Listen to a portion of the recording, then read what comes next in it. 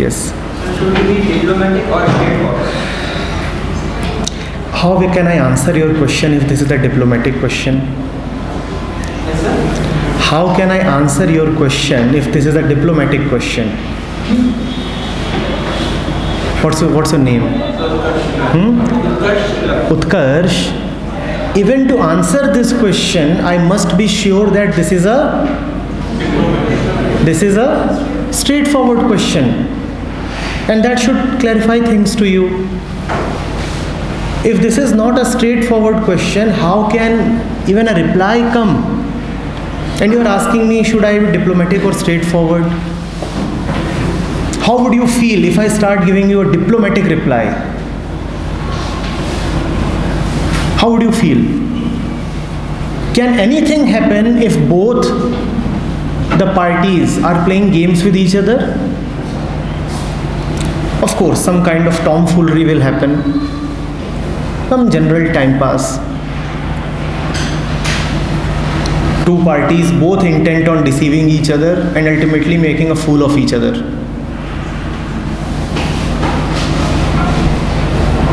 But I understand, Utkarsh, why you are asking this question. Because we have been accustomed, we have been trained to live very artificial lives, very fake lives.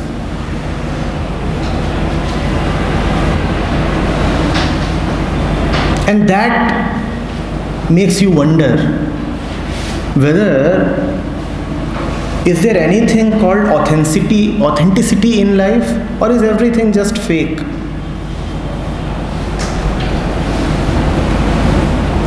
A doubt has come up, and it's a very severe doubt. You are fortunate, Utkarsh, that a doubt has come up, because there are so many of us who do not even have that doubt left. They fully well know that life is fake. So many of us here would be deeply convinced that life is inauthentic, that one must be cunning, that life is full of challenges, and unless you are shrewd and cunning and devious, the world will eat you up. So be diplomatic, chalak.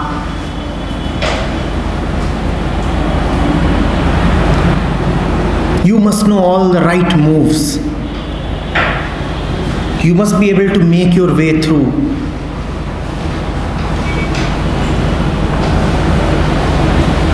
Your mind must be very, very active and alert to dangers.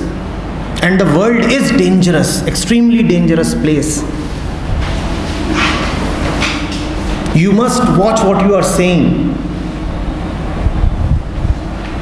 You must not be free in your expression, in your words, in your being, in your love.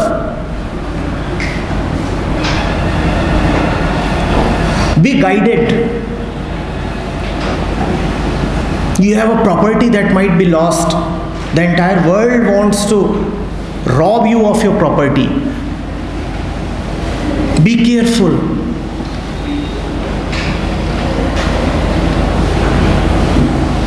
What do you have to defend? Do you have anything that is valuable which you need to defend? And what is really valuable is actually something that cannot be taken away from you. Why be insecure about it? Why not let life flow freely?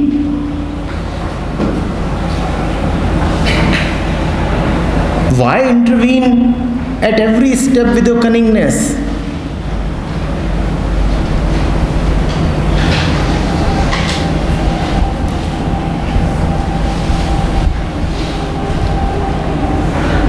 Why can't the mind, the speech, and action all be one?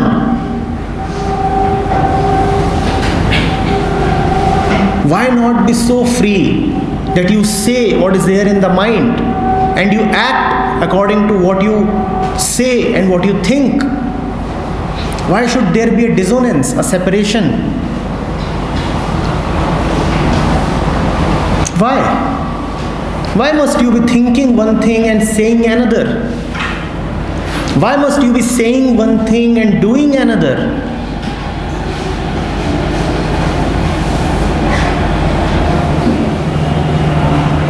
At the root of this dissonance, at the root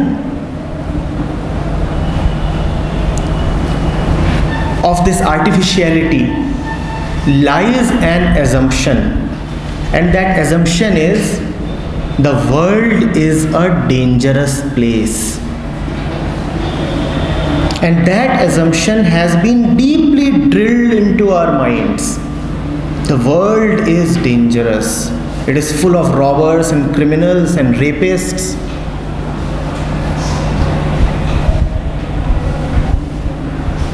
And you must try hard for your security. Well, yes, to some extent, there are these dangers. But when you give too much importance to these things,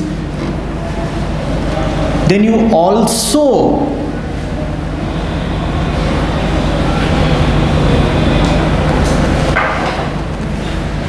insulate yourself from freedom and from love. Because you cannot be diplomatic in love.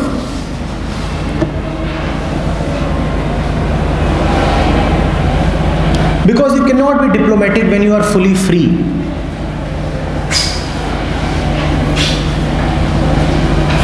And it's a very, very poor bargain to make.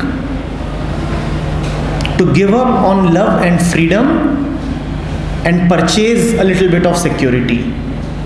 It's an extremely bad deal.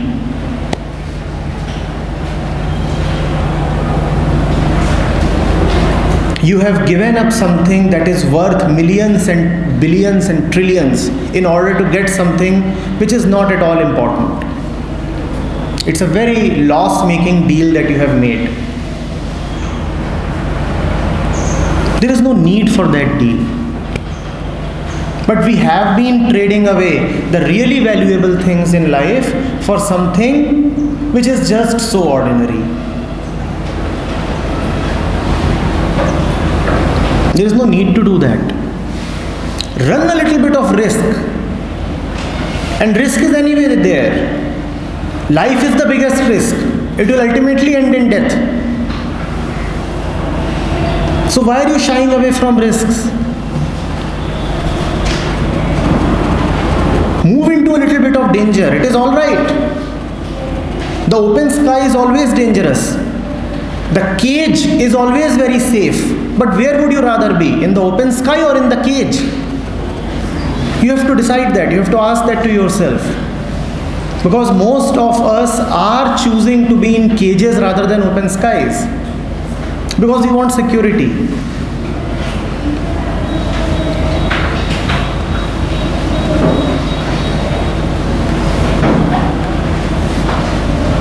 Are you getting it? Real people, real words, real actions, real relationships, real life. No diplomacy, no artificiality, no fakeness, no fear. All these are coming from fear. Do you understand this? That all your fakeness comes from fear? If you are not afraid, you will not be fake. You are fake because you are deeply afraid. And what kind of life it is that is spent in fear? Do you feel really good when you are afraid? How many of you enjoy being afraid? Maybe your friend here. You enjoy being afraid? See, he doesn't. If you don't enjoy fear, how can you enjoy fakeness? But all of us are fake.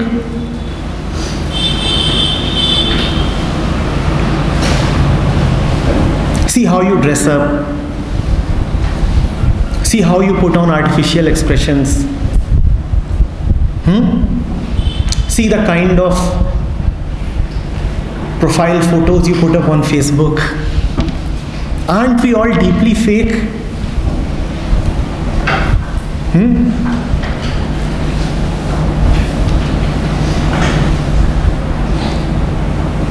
Fakeness, fear, frustration, all go together. What does not go with these is freedom.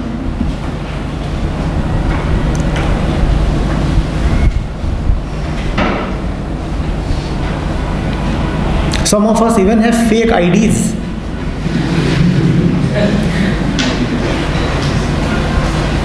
Yes.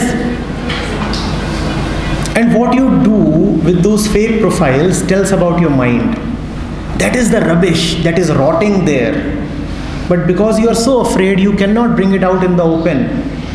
So you let it out using a fake ID.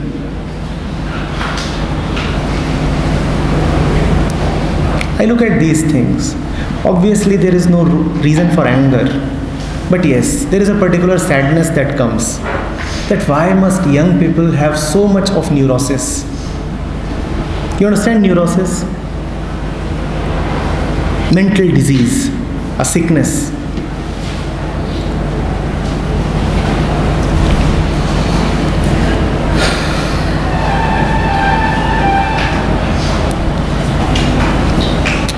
Look at the entire universe around you. Is anything fake?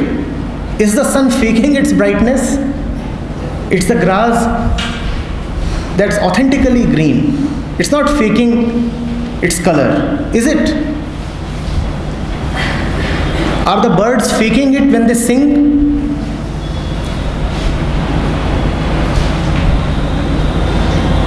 Only man is hell-bent on living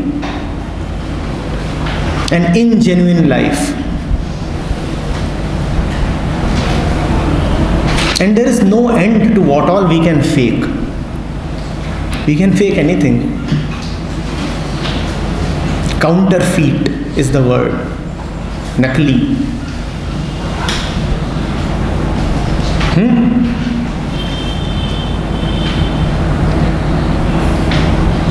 How would it be if this air itself becomes fake? Instead of oxygen, 20%, there is some fake gas. For how much time would you survive? If nature takes a clue from man and decides to fake a few things, what would happen to us?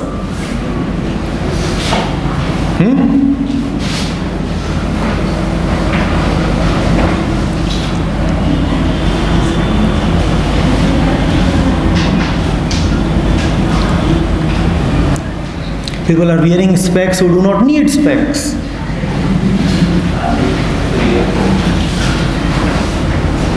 You are wearing dresses and so many other things which make your bodies take a shape which it does not have. Fake accents, fake eyebrows, fake lip gloss.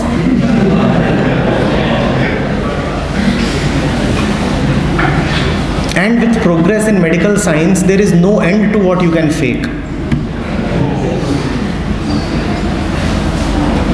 What are you trying to do? Yes?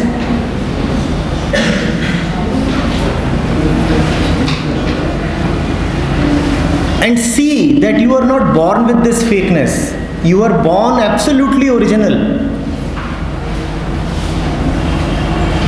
If you had mud on your face, you are not ashamed.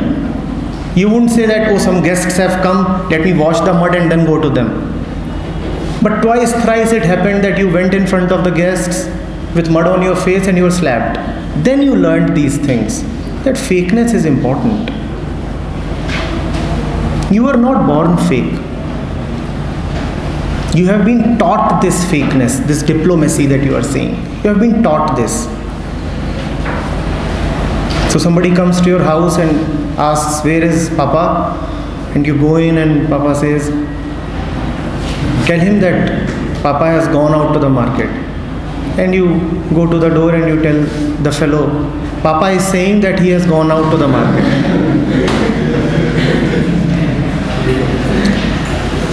That's your lesson in fakeness. That's your lesson in fakeness.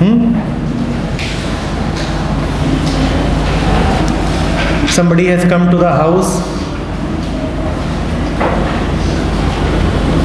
Namaste karo. Even if you know that the fellow is worth spitting at, still, now you are learning fakeness.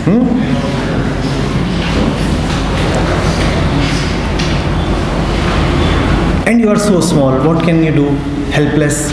You think that this is probably the way the world runs. No, world does not run this way.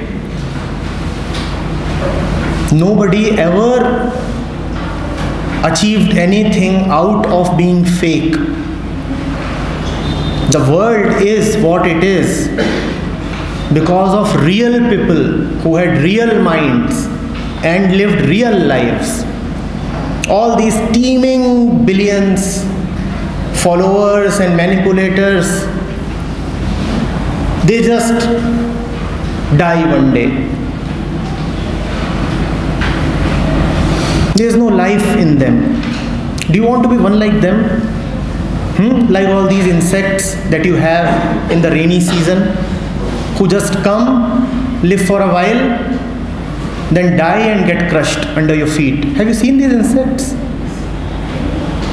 Near these bulbs and tube lights. What is the difference between them and us? They too come, die, finish.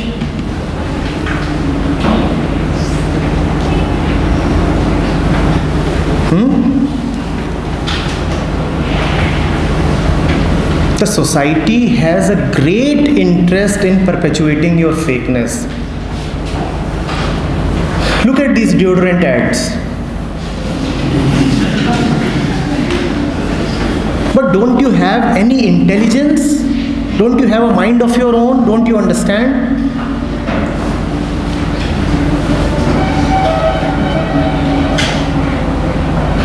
Look at all these advertisements that are targeted at women especially. You wear all this jewelry and Piyaji will be very happy.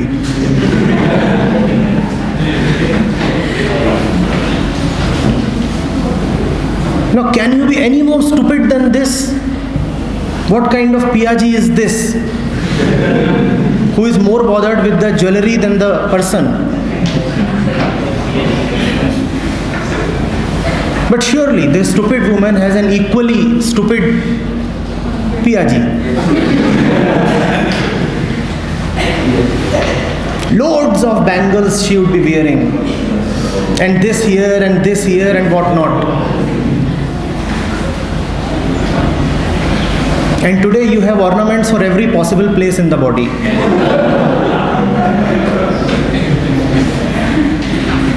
Heights of fakenesses and depths of fakenesses.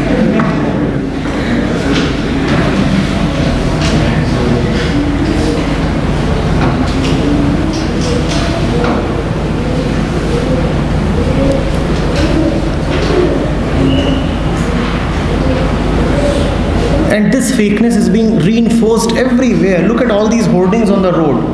So there would be that developer advertising his latest building, a residential complex. And he will not tell you what the entire thing is really like. There would be a facade. And he knows that this will work. You will be attracted. Because you can look only at the face. So it's all right. Fake the face and you are home. Just fake the face. Because he knows that his audience doesn't have the eyes to look beneath the surface.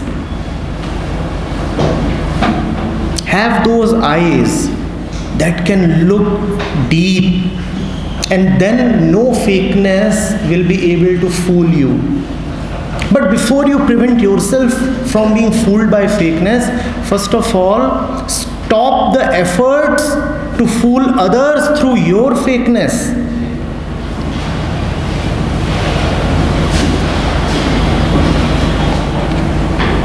You are all right as you are. You don't need to fake. You are wonderful, perfect, good. Just wash your face. That's all right. That much is needed. But that even animals know. You don't need all these toiletries.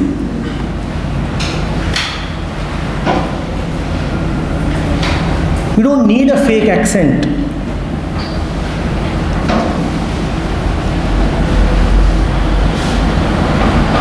You don't need a fake life. You don't need a fake love.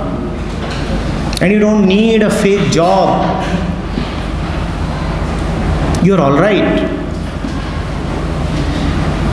Have that deep trust within yourself. I am all right as I am.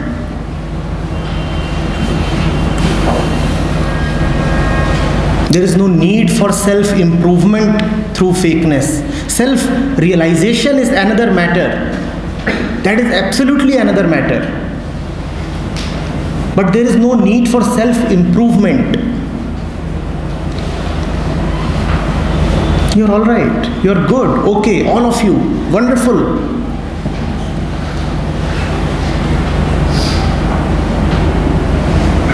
You don't believe me when I say you're all right, right? You don't believe me at all. Do you believe me? No. See, I'm deeply flawed. I'm rotten and stinking. If I say that, then you will be glad. Yes, sir, that's what I am, rotten and stinking.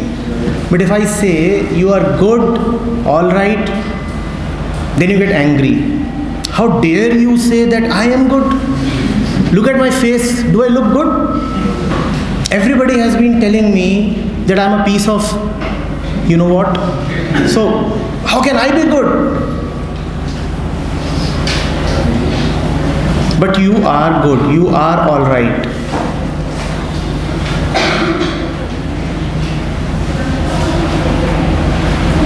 There is no need to compare. There is no need to reach anywhere. Just be. And that being is real. Yes?